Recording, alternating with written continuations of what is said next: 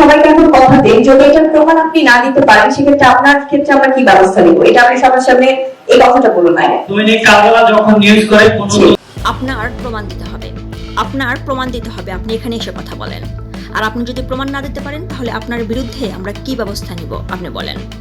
হ্যাঁ ভিউয়ার্স, নায়িকা শবনম বুবলী কন্যা সন্তানের জন্ম দিয়েছে।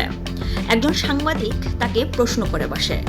সেই সাংবাদিকের প্রশ্নের উত্তর শুনে নায়িকা শবনম বুবলী বলেন, আপনি এখানে আসেন, আপনাকে দেখুক সবাই, আপনার এটা প্রমাণ দিতে হবে। আর আপনি যদি এটার প্রমাণ না দিতে পারেন তাহলে আপনার বিরুদ্ধে কি ব্যবস্থা নেব আমরা, আপনি এখানে এসে কথা বলেন, আপনাকে সবাই দেখুক।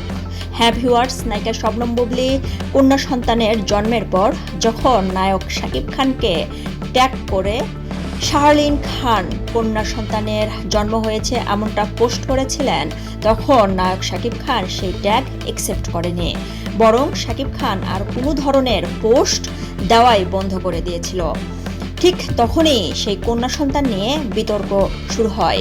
তাহলে হয়তো নায়ক শাকিব খান আবারও সে স্ত্রী না মানলেও সন্তানদের মানবে, নাকি আবারও দুই নায়িকা যেরকমভাবে আগে অতীতে এসেছিল সংবাদ সম্মেলন করে তাদের সন্তানের পরিচয় দিয়েছিল, তাহলে কি কন্যা সন্তানের বেলাও শাকিব খান এমনটাই করবে? ঠিক এমন একটা বিতর্ক উঠে এসেছিল। আবার বিভিন্ন ইউটিউব চ্যানেল এবং ফেসবুকে বলা বলি হচ্ছিল যে নায়ক শাকিব খানের এই কন্যা সন্তান নয় এবং একটা কন্যা সন্তান আল্লাহর রহমত, শাকিব খান আলহামদুলিল্লাহ বলেও একটা পোস্ট করেনি, বরং শবনম বুবলীর দেওয়া সেই পোস্ট অ্যাকসেপ্টও করেনি। ভিউয়ার সেই বিতর্কর মাঝেই এমনটা উঠে এসেছিল। কিন্তু নায়িকা শবনম বুবলী আর কোনো পোস্ট এবং কন্যা সন্তানের বিষয়ে কোনো কিছু শেয়ার না করলেও সংবাদ সম্মেলনে অনেক সাংবাদিক অনেক প্রশ্ন করেছিলেন, নায়িকা অপবিশ্বাসকেও প্রশ্ন করেছিলেন, কিন্তু সেই ভিডিওতে দেখা যায় নায়িকা অপবিশ্বাস কিছুটা নীরব হয়ে যান এবং সে দীর্ঘ 1 মিনিট নীরব থাকার পর তিনি অন্য একটা কাজে মনোযোগী দেন। তখনই বোঝা যায় যে সাংবাদিকের এই প্রশ্ন উত্তর নায়িকা অপবিশ্বাস এড়িয়ে গেলেন। নায়িকা অপবিশ্বাসকে তখন প্রশ্ন করা হয়েছিল যে আপনার সহকর্মী কন্যা সন্তানের জন্ম দিয়েছে, এই বিষয়ে আপনি কিছু বলবেন কিনা, কিন্তু নায়িকা অপবিশ্বাস নীরব হয়ে যান।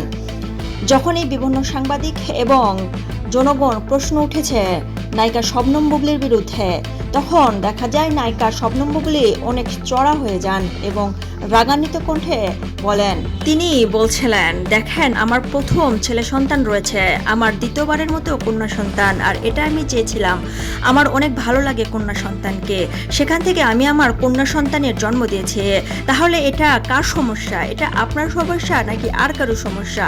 আপনারা এইসব আবল তাবল কথা বলবেন না। আমি চাই আমার কন্যা সন্তান, আমার 2 সন্তান নিয়ে আমি যেন ভালো থাকি এবং আমি আশাবাদী আপনারাও যেন আমার কন্যা সন্তান এবং আমার পরিবারকে ভালোবাসবেন এবং ভালো চোখে দেখবেন, দোয়া করবেন আমাদের জন্য। আমার আর কিছু চাওয়ার নেই কারো কাছে।